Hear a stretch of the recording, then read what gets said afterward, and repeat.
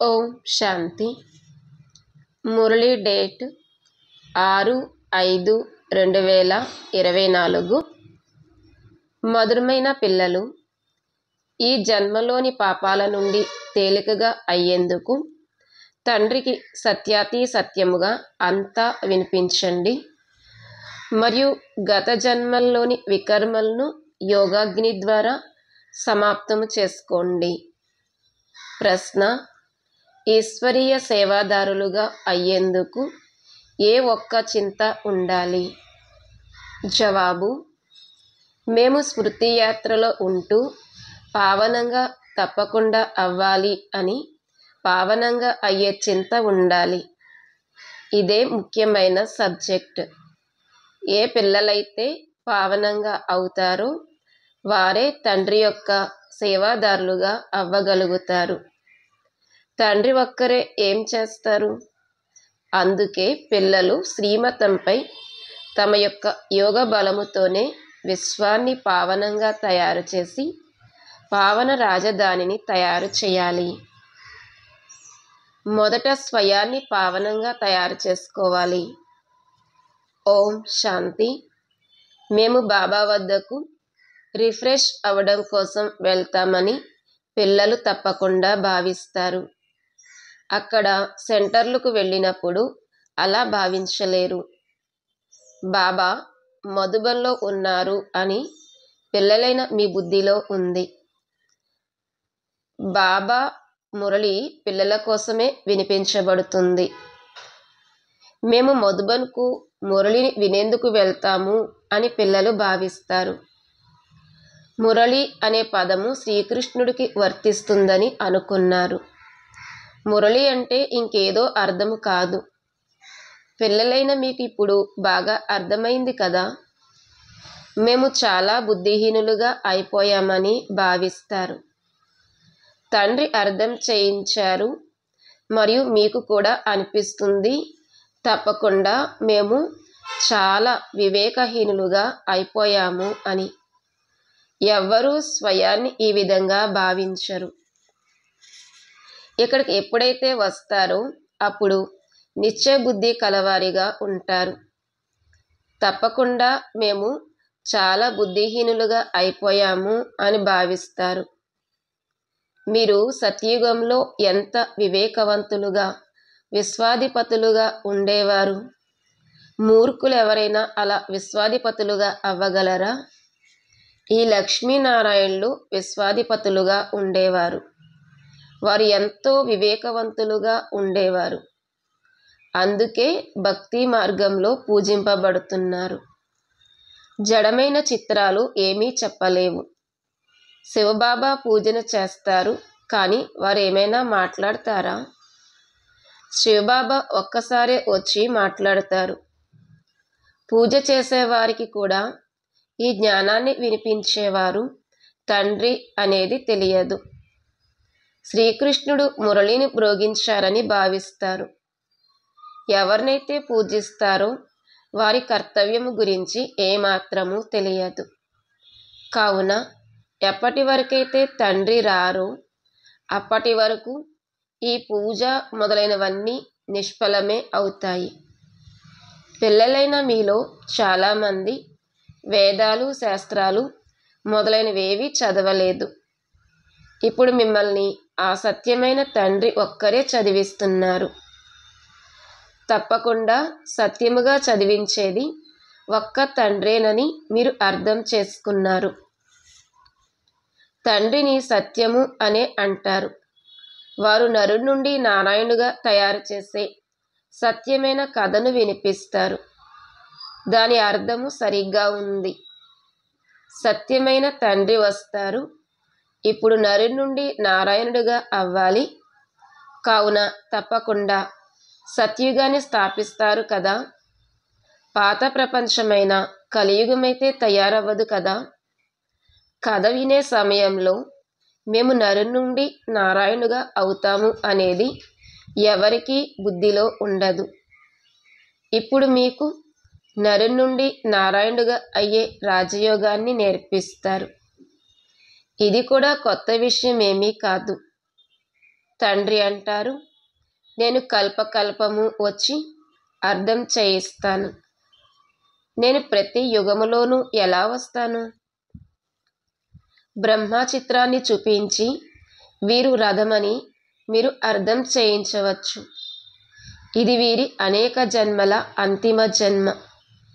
ఇప్పుడు వీరు పతితంగా ఉన్నారు. ఇప్పుడు వీరు కూడా పావనంగా అవుతారు. మనము కూడా అలా అవుతాము. యోగ బలము ద్వారా తప్ప ఇంకే విధంగానూ ఎవరూ పావనంగా అవ్వలేరు. వికర్మలు వినాశనం అవ్వవు.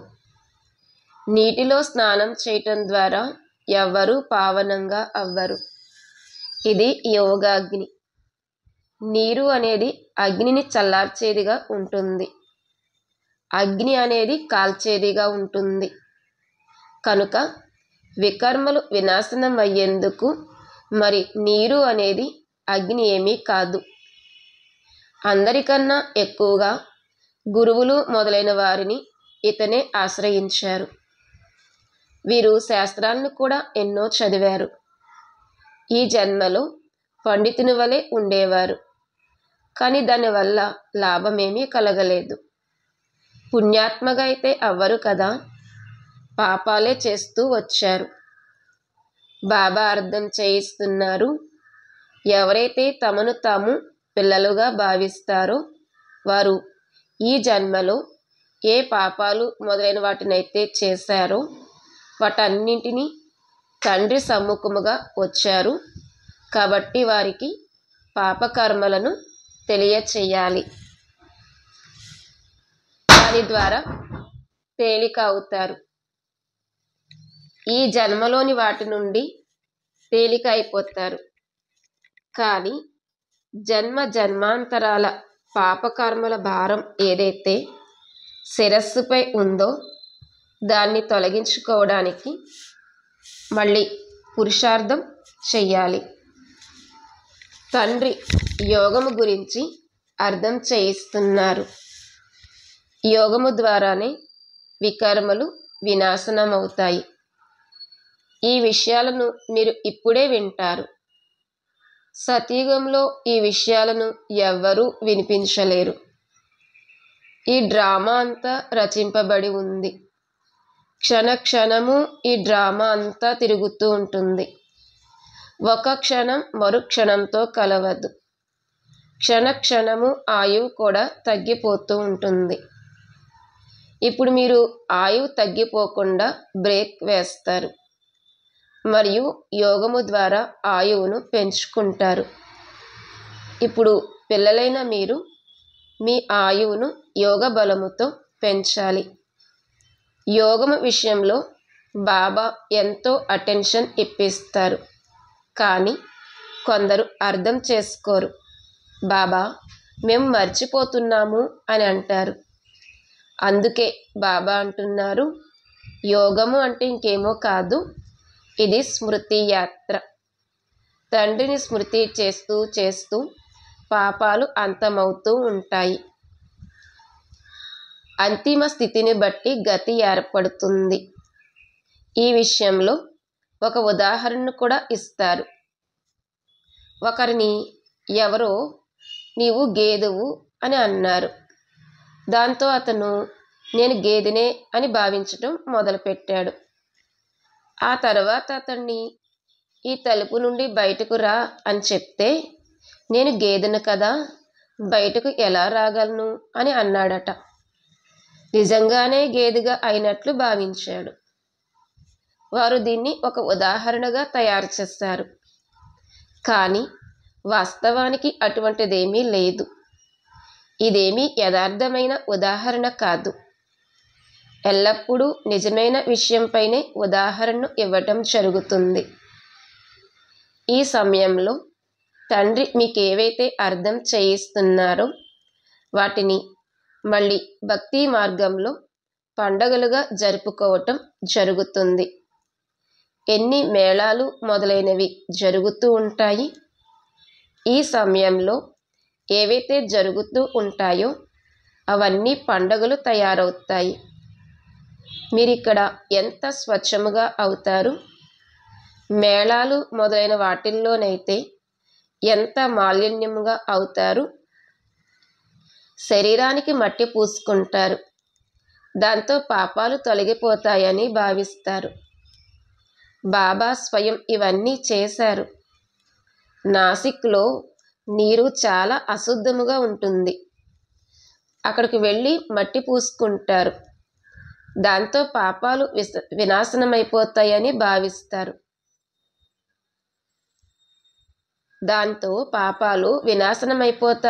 భావిస్తారు. మళ్ళీ ఆ మట్టిని శుభ్రం చేసుకునేందుకు నీటిని తీసుకువస్తారు. ఎవరైనా పెద్ద మహారాజులు మొదలైన వారు విదేశాలకు వెళ్ళినప్పుడు గంగాజలమును కుండలో నింపుకుని తమతో పాటు తీసుకువెళ్ళేవారు. మళ్ళీ స్టీమర్లలో కూడా అవే నీరు తాగేవారు. పూర్వము విమానాలు, మోటార్లు మొదలైనవేమీ లేవు. 100-150 సంవత్సరాల్లో ఏమేమి తయారయ్యాయో చూడండి. సత్యుగ ఆదిలో ఈ సైన్సు మొదలైనవి ఉపయోగపడతాయి. అక్కడ మహళ్ళు మొదలైనవి తయారు చేయటానికి పెద్ద సమయం పట్టదు. ఇప్పుడు మీ బుద్ధి పారసబుద్ధిగా తయారవుతుంది. కావున అన్ని పనులను సహజము చేసేస్తుంది. ఏ విధంగా ఇక్కడ మట్టితో ఇటుకలు తయారవుతాయో అలాగే అక్కడ బంగారంతో తయారైనవి ఉంటాయి. ఈ విషయం గురించే మాయా మశ్చంద్రుని ఆటను కూడా చూపిస్తారు. దీనిని చూపించడానికి వారు ఒక నాటకముగా తయారు చేశారు. నిజంగానే స్వర్గంలో బంగారు ఇటుకలు ఉంటాయి. దానిని గోల్డెన్ ఏజ్ అనగా స్వర్ణయుగము అని అంటారు. దీనిని ఐరన్ ఏజ్ అనగా ఇనుప యుగము అని అంటారు. స్వర్గమునైతే అందరూ తలుచుకుంటారు. వారి చిత్రాలు కూడా ఉన్నాయి. ఆది సనాతన ధర్మము అని అంటారు కూడా. మళ్ళీ హిందూ ధర్మం అని అనేస్తారు. దేవతలు అనేందుకు బదులుగా హిందువులు అని అనేస్తారు. ఎందుకంటే వికారులుగా ఉన్నారు. కావున దేవతలు అని ఎలా పిలుచుకుంటారు? మీరు ఎక్కడికి వెళ్ళినా ఇది అర్థం చేయిస్తారు. ఎందుకంటే మీరు సందేశకులు. తండ్రి పరిచయాన్ని ప్రతి ఒక్కరికి ఇవ్వాలి. అప్పుడు కొందరు అవును మీరు సరిగ్గా చెప్తున్నారు, నిజంగానే 2 తండ్రులు ఉన్నారు అని వెంటనే అర్థం చేసుకుంటారు. మరికొందరు పరమాత్మ సర్వవ్యాపి అని అనేస్తారు. ఒకరి నుండి హద్దు వారసత్వము లభిస్తుంది. పారలౌకిక తండ్రి నుండి 21 జన్మల కొరకు అనంతమైన వారసత్వం లభిస్తుంది అని మీరు అర్థం చేసుకుంటారు. ఈ జ్ఞానము కూడా ఇప్పుడే ఉంది. అక్కడ ఈ జ్ఞానము ఉండదు. సంగమయుగంలోనే వారసత్వం లభిస్తుంది. అప్పుడిక 21 తరాలు మీరు జన్మ జన్మలు రాజ్యం చేస్తారు. మీరు మొత్తం విశ్వానికి యజమానులుగా అవుతారు. ఇది మీకు ఇప్పుడు తెలిసింది. పక్కా నిశ్చయబుద్ధి కలవారు ఎవరైతే ఉన్నారో వారికి ఎటువంటి సంశయము ఉత్పన్నమయ్యే విషయమే ఉండదు. అనంతమైన తండ్రి నుండి అనంతమైన వారసత్వం లభిస్తుంది. శివబాబా వచ్చారంటే తప్పకుండా ఏదో వారసత్వాన్నైతే ఇస్తారు కదా. అందుకే బాబా అంటారు, ఈ బ్యాడ్జీ చాలా బాగుంది, దీనిని సదా పెట్టుకుని ఉండాలి. ప్రతి ఇంటికి సందేశాన్ని ఇవ్వాలి. ఆ తర్వాత వారు అంగీకరించినా అంగీకరించకపోయినా అది వారి ఇష్టము. వినాశనం వస్తే భగవంతుడు వచ్చారని అర్థం చేసుకుంటారు. మీరు ఎవరికైతే సందేశాన్ని ఇచ్చి ఉంటారో వారు అప్పుడు ఎవరా శ్వేత వస్త్రధారులైన దేవదూతలు అని గుర్తు చేసుకుంటారు. సూక్ష్మవతనంలో కూడా మీరు ఫరిస్తాలను చూస్తారు కదా. మమ్మ బాబా యోగ బలముతో ఈ విధముగా ఫరిస్తాలుగా అవుతారు. కావున మీరు కూడా అలా అవుతారు అని మీకు తెలుసు. ఈ విషయాలన్నింటినీ తండ్రి వీరిలోకి ప్రవేశించి మీకు అర్థం చేయిస్తారు. డైరెక్ట్గా జ్ఞానాన్ని ఇస్తారు. బాబాలో ఏ జ్ఞానమైతే ఉందో అది పిల్లలైన మీలో కూడా ఉంది. ఎప్పుడైతే పైకి వెళ్తారో అప్పుడు జ్ఞానం యొక్క పాత్ర కూడా పూర్తయిపోతుంది. ఆ తర్వాత ఏ పాత్ర లభిస్తే ఆ సుఖము యొక్క పాత్రను అభినయిస్తారు మరియు ఈ జ్ఞానాన్ని మర్చిపోతారు. కావున పిల్లలైన మీరు ఎక్కడికి వెళ్ళినా సందేశకుల గుర్తు ఏమిటంటే ఈ బ్యాడ్జి తప్పకుండా మీతో ఉండాలి. ఎవరైనా నవ్వినా పర్వాలేదు, అయినా దీన్ని చూసి ఎందుకు నవ్వుతారు? మీరైతే యథార్థమైన విషయాన్ని వినిపిస్తారు. వీరు అనంతమైన తండ్రి, వీరి పేరు శివబాబా, వీరు కళ్యాణకారి, వీరు వచ్చి స్వర్గస్థాపన చేస్తారు. ఇప్పుడు ఇది పురుషోత్తమ సంగమ యుగము అని చెప్తారు. ఈ జ్ఞానమంతా పిల్లలైన మీకు లభించింది. మరి దీనిని ఎందుకు మర్చిపోవాలి? విషయము చాలా సహజమైనది. నడుస్తూ తిరుగుతూ తండ్రిని మరియు వారసత్వాన్ని స్మృతి చేయాలి. శాంతిధామము మరియు సుఖధామము ఉన్నాయి. పిల్లలైన మీరు ఇక్కడికి వస్తారు, మురళి విని వెళ్తారు. దానిని మళ్ళీ వినిపించాలి కూడా. కేవలం ఒక్క బ్రాహ్మణి మాత్రమే మురళిని వినిపించాలి అని కాదు. బ్రాహ్మణి తన సమానముగా తయారు చేసి సిద్ధం చేయాలి. అప్పుడే అనేక మంది కళ్యాణమును చెయ్యగలుగుతారు. ఒకవేళ ఒక బ్రాహ్మణి ఎక్కడికైనా వెళితే మరొకరు సెంటర్ను ఎందుకు నడపలేరు? ధారణ చేయలేదా ఏంటి? విద్యార్థులకు చదివే మరియు చదివించే అభిరుచి ఉండాలి. మురళి అయితే చాలా సహజమైనది. ఎవరైనా ధారణ చేసి క్లాస్ చేయించవచ్చు. ఇక్కడైతే తండ్రి కూర్చున్నారు. ఏ విషయంలోనూ సంశయము కలగకూడదు అని తండ్రి పిల్లలకు చెప్తున్నారు. సర్వస్వము తెలిసిన వారు ఒక్క తండ్రి. ఒకే లక్ష్యము, ఉద్దేశ్యము ఉంది. ఇందులో ప్రశ్నలు మొదలైనవి అడగవలసిన అవసరం కూడా లేదు. ఉదయం కూడా కూర్చుని పిల్లలకు స్మృతి యాత్రలో సహాయం చేస్తాను. మొత్తం అనంతమైన పిల్లలందరూ గుర్తుంటారు. పిల్లలైన మీరందరూ ఈ స్మృతి సహాయంతో మొత్తం విశ్వమంతటిని పావనంగా తయారు చేయాలి. ఇందులోనే మీరు మీ సహయోగం అనే వేలును ఇస్తారు. మొత్తం ప్రపంచమంతటిని పవిత్రముగా తయారు చేయాలి కదా. కావున అందరూ శాంతిధామములోకి వెళ్ళిపోవాలని తండ్రి పిల్లలందరిపైన తమ దృష్టిని ఉంచుతారు కదా. అందరి ధ్యాసను అటువైపుకు లాగుతారు. తండ్రి అయితే అనంతములోనే కూర్చుంటారు. మొత్తం ప్రపంచమంతటిని పావనంగా తయారు చేయడానికి నేను వచ్చాను. మొత్తం ప్రపంచమంతా పవిత్రముగా అవ్వాలని మొత్తం ప్రపంచమంతటికి కరెంట్ ఇస్తున్నాను. ఎవరికైతే పూర్తి యోగ బలము ఉంటుందో వారు అర్థం చేసుకుంటారు. బాబా ఇప్పుడు కూర్చుని స్మృతి యాత్ర నేర్పిస్తున్నారు. దాని ద్వారా విశ్వంలో శాంతి ఏర్పడుతుంది అని.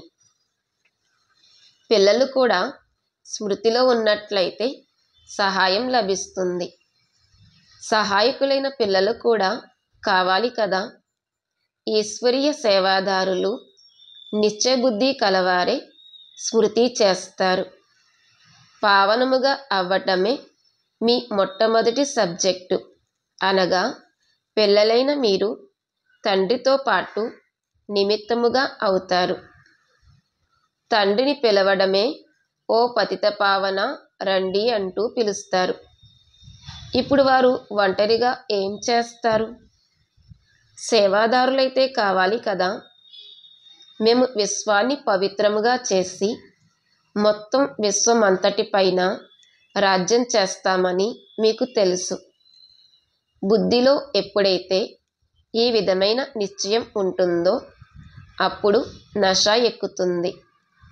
మేము తండ్రి శ్రీమతము ద్వారా మా యోగబలం ద్వారా మా కొరకు రాజధానిని స్థాపించుకుంటున్నామని పిల్లలైన మీకు తెలుసు. ఈ నశ ఎక్కాలి. ఇది ఆత్మీకమైన విషయము. ప్రతి కల్పము బాబా ఈ ఆత్మీక బలముతో మనల్ని విశ్వాధిపతులుగా తయారు చేస్తారని మీకు తెలుసు. శివ్ బాబా వచ్చి స్వర్గస్థాపన చేస్తారని కూడా మీరు భావిస్తారు. ఇప్పుడు శిరస్సుపై ఈ స్మృతి యాత్ర యొక్క చింతయే ఉంది. పురుషార్థము చేయాలి, వ్యాపారాలు మొదలైనవి చేస్తూ కూడా స్మృతి యాత్ర ఉండాలి. సదా ఆరోగ్యవంతులుగా చేయడానికి తండ్రి చాలా అద్భుతమైన సంపాదనను చేయిస్తారు.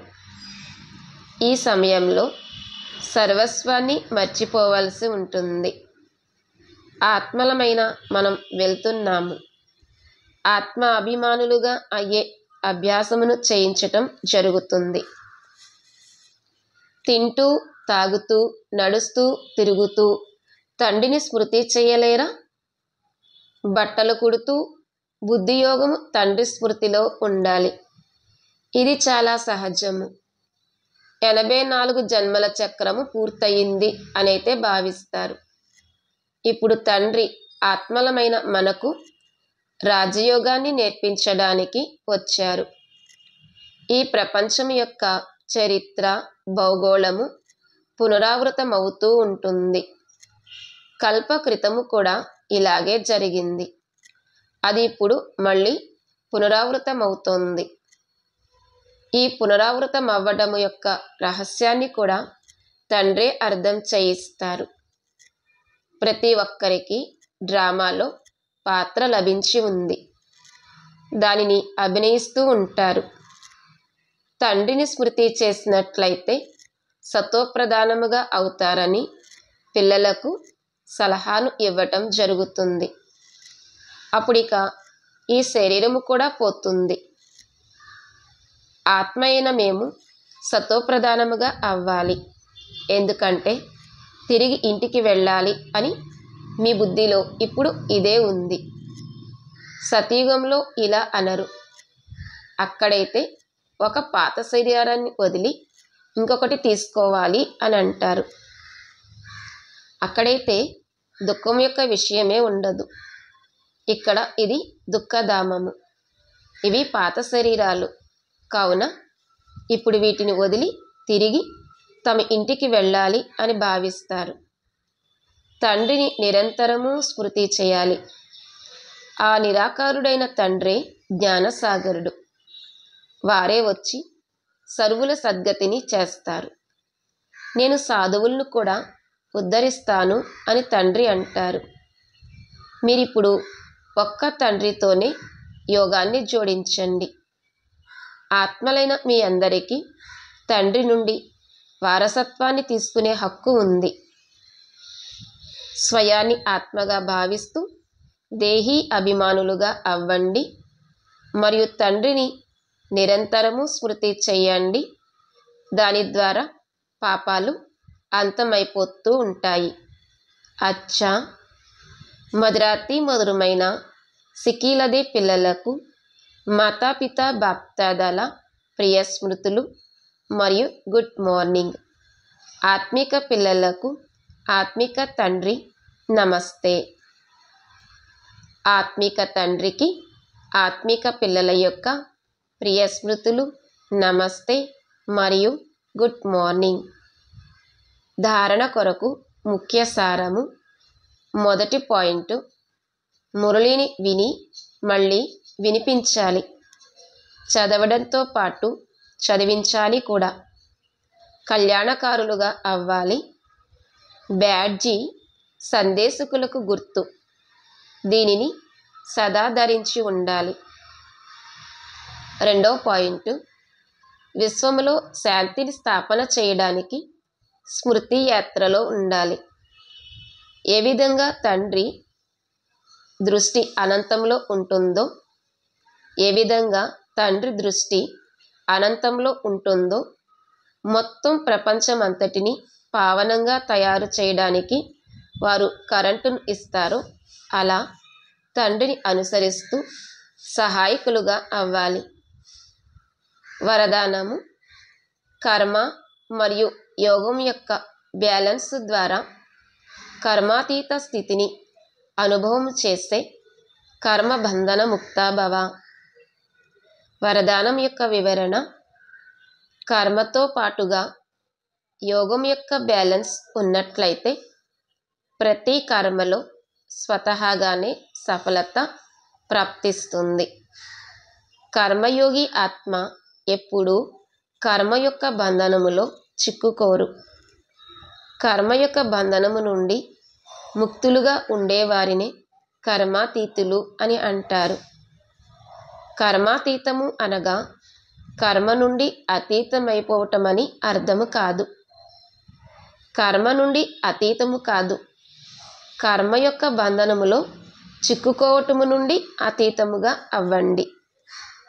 ఇటువంటి కర్మయోగి ఆత్మ తన కర్మలతో అనేకుల కర్మలను శ్రేష్టముగా తయారు చేసేవారిగా ఉంటారు.